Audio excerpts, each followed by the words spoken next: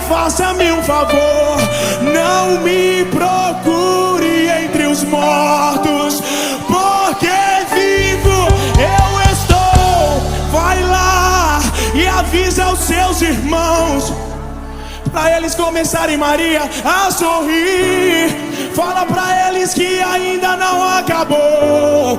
Diga que a morte